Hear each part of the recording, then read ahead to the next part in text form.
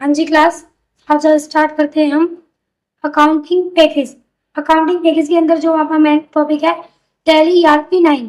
आज मैं आपको सिखाने वाली हूँ टैली ईआरपी 9 के बारे में। ठीक है, basic concept of accounting. Accounting होता क्या है? टैली का दूसरा नाम या अकाउंट का दूसरा नाम टैली होता है। ठीक है, टैली के बारे में हम पढ़ेंगे कि टैली होता क्या है, किसने बनाई, कब बनाई, किस रीजन से बनाई, वो सारी चीजें हम इसके अंदर पढ़ेंगे।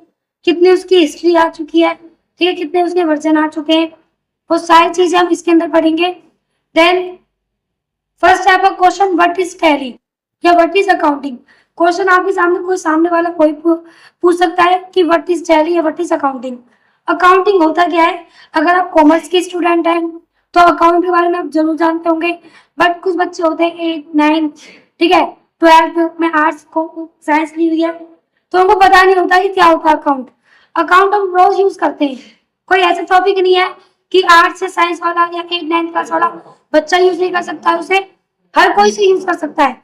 अकाउंट का मतलब होता है it is an art of recording, classifying and summarise. किसको समराइज करता है? किसी भी कंपनी के डेटा को। कौन से डेटा को? जो आपके अकाउंट से रिलेटेड हो। आपको कैसे पता चलेगा कि आपकी कंपनी ग्रो कर रही है या लॉस में जा रही है? हर किसी का बजट पेश होता है।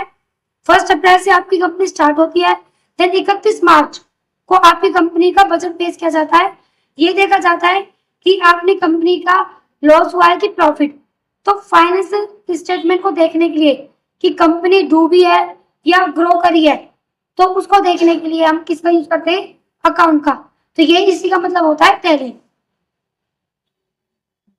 नेक्स्ट आपका है फाउंडर्स ऑफ टैली। ठीक है, फाउंडर किसने बनाया, क्यों बनाया, पहला क्वेश्चन ये आता है। तो इसके अंदर क्यों बनाया वो लिखा नहीं है, बट मैं आपको बताऊंगी क्यों बनाया था।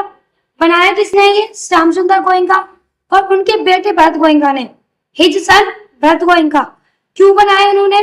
क्योंकि इनकी एक छोटी सी इसके पीछे कहानी है, स्टोरी है कि ये भी पहले बिजनेसमैन थे, मतलब कि इनका भी एक छोटा सा अपने टाइम पे बिजनेस था।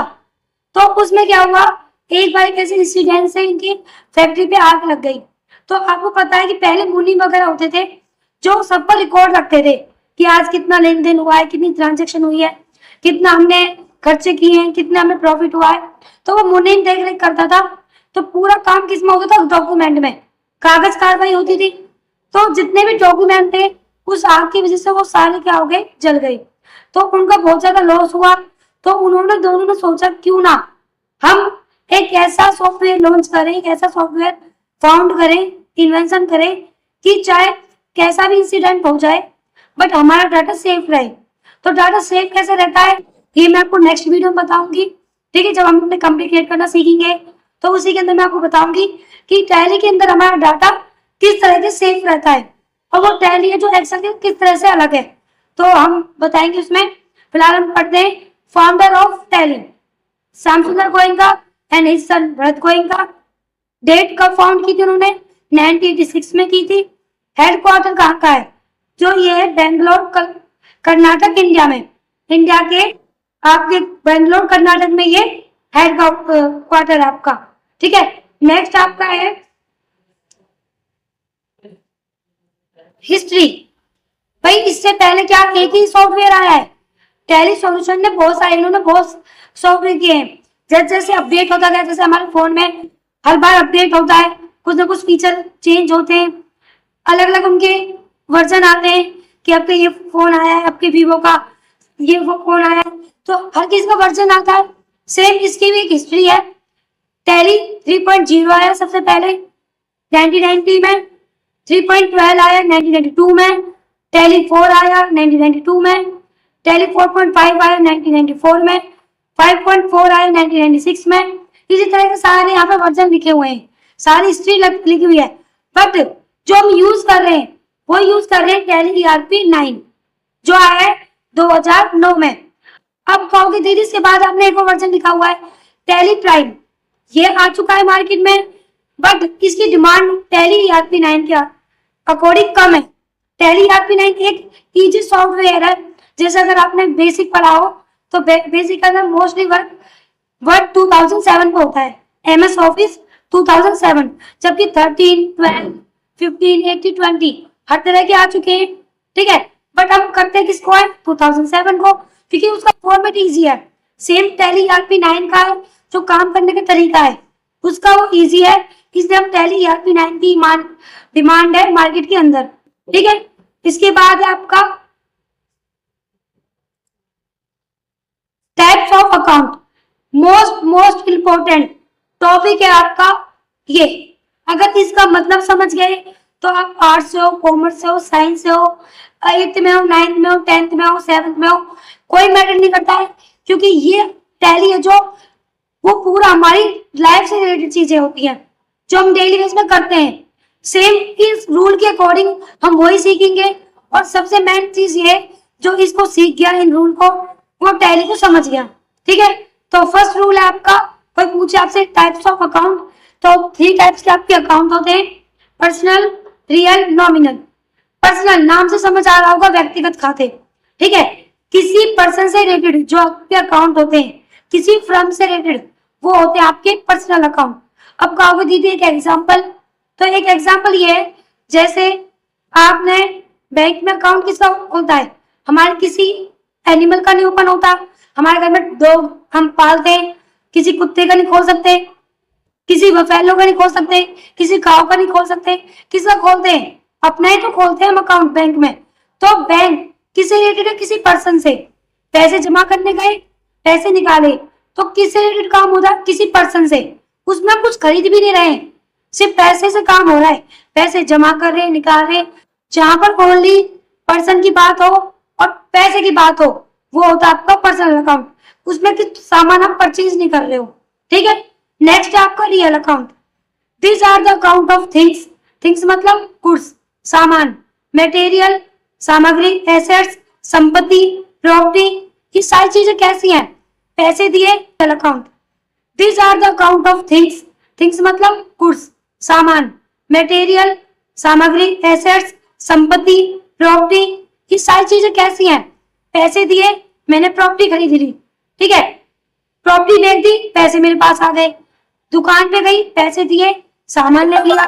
ठीक है, सामान लिया, पैसे ले लिए, यही होता है। तो ये किसके अंदर, आपके रियल अकाउंट, जिसमें दोनों ट्रांजेक्शन होनी है। या तो पैसे जाएंगे तो सामान आएगा, सामान जाएगा तो पैसे आएंगे, वो होता है आपका रियल अकाउंट, वास्तविक खाते। नॉमिनल, जिसके अंदर आपकी सर्विस या तो जाती है या आती है, नाम मात्र खाते। ठीक है, जैसे मेरे पास मुझे लॉस हो गया, खर्चे किए मैंने, तो किसके अंदर आओगे, आपके नॉमिनल अकाउंट। मेरे पास पैसे आए, मैंने क्या कर दिया, सैलरी पे कर दी। तो सैलरी पे करने का मतलब क्या है, मेरी सर्विस गई है, मैंने किसी को पैसे दिए हैं, तो किसके अंदर आएगा, आपके नॉमिनल अकाउंट के। नेक्स्ट है इसका रूल। ठीक है, पर्सनल अकाउंट का रूल क्या है, debit the receiver, credit the giver. Bank में गए, पैसे जमा किए, तो बैंक कौन हुआ, आपका डेबिट। डेबिट का मतलब होता है आना, क्रेडिट का मतलब होता है जाना। तो बैंक में आप पैसे जमा करने गए हो तो बैंक वाला हो गया डेबिट और आप कौन हो गए, क्रेडिट। और दूसरे दिन आपने पैसे निकाले तो बैंक वाला हो गया क्रेडिट और आप कौन हो गए, डेबिट। समझ आ गया होगा आपको। Real account, what's come in, what goes out, क्या मेरे पास से आया, क्या मेरे पास गया। डेबिट का मतलब है मेरे पास आना, आप दुकान पे गए, ठीक है, आपने पैसे दिए, तो इसका मतलब आपको हुए क्रेडिट और दुकानदार वाले क्या हुआ, डेबिट। बट आप भी तो डेबिट हुए क्योंकि आपने पैसे दिए तो आपको सामान भी है। तो एक टाइम पे एक बंदा दोनों चीज होता है, क्रेडिट भी डेबिट भी। किसके अंदर, रियल अकाउंट के अंदर, ना कि पर्सनल के अंदर। आप दुकान पे गए, पैसे दिए, आप हो गए क्रेडिट क्योंकि आपके पास से पैसे गए। बट दुकानदार ने आपको सामान दिया है तो आप क्या हो गए, डेबिट, क्योंकि आपका सामान आ गया। क्लियर। नेक्स्ट आपका नॉमिनल अकाउंट। नॉमिनल अकाउंट का मतलब क्या होता है, नॉमिनल अकाउंट का मतलब क्या होता है, debit all expensive and loss and credit all income and gains. Company में कोई लॉस हो गया, कुछ खर्चे करें, वो सब क्या होंगे, हमारे सबको पता भी डेबिट होंगे। मैं ऐसे कह सकती हूँ कि मुझे कोई खर्चा करना है, मैं अपने एम्प्लॉय से बोल सकती हूँ तुम खर्चा कर दो, नहीं कह सकती। कंपनी का खर्चा है तो जो कंपनी का ओनर है वही पे करेगा। लॉस हुआ है तो वो भी कंपनी का ओनर ही देखेगा। बट मुझे एक कंपनी के ओनर के पास इनकम आई है, तो कभी आपने सुना है कि इनकम एक जगह रुक जाती है? नहीं, आज इनकम आई है, ओनर कहीं ना कहीं उसको इन्वेस्ट कर देगा, किसी एम्प्लॉय को सैलरी दे देगा, दूसरा बिजनेस स्टार्ट कर देगा, कहीं भी इन्वेस्ट करे, बट आपकी इनकम कभी भी आपके पास रुकती नहीं है। ठीक है, समझ गया आप इस रूल को? नेक्स्ट है आपका full form of tally. Tally की दो फुल फॉर्म है, आप कोई सी भी याद कर सकते हो तो कोई सी भी लिख सकते हो। Total accounting listing last year, transaction allow in a linear line yet. ठीक है, आप कोई सी भी इसके अंदर फुल फॉर्म लिख सकते हो। ये तो है टैली की। अब टैली के साथ एक नाम भी तो आता है, ईआरपी। ईआरपी का फुल फॉर्म है इंटरप्राइज। इंटरप्राइज का मतलब क्या है? अलग अलग प्राइस। मार्केट में सबको पता है हर सामान का अलग अलग प्राइस होता है, ऐसा नहीं है कि सेम बंदा है सब सेम सामान बेच रहे हो सेम प्राइस होगा, तो अलग अलग प्राइस। रिसोर्स मतलब कोई ना कोई साधन से जुड़ा हुआ है, कोई किसी को एजुकेशन से जुड़ा हुआ है, कोई बिजनेस कर रहा है, कोई किसी चीज का बिजनेस कर रहा है, मतलब कि सब अलग अलग बिजनेस से जुड़े हुए हैं। देन सब काम किस पे डिपेंड होता है? प्लानिंग पे। चाहे छोटा बिजनेस हो बड़ा बिजनेस हो, सब क्या करते हैं? प्लानिंग। नेक्स्ट है आपका 9। 9 is a version of tally. Tally का क्या है? आपका 9 वर्जन है। आपको कोई पूछता है कौन सी टैली सीख रहे हो, तो आप बोलोगे टैली ईआरपी 9। तो 9 क्या आपका version. Okay, thank you class. आज की वीडियो में इतना ही।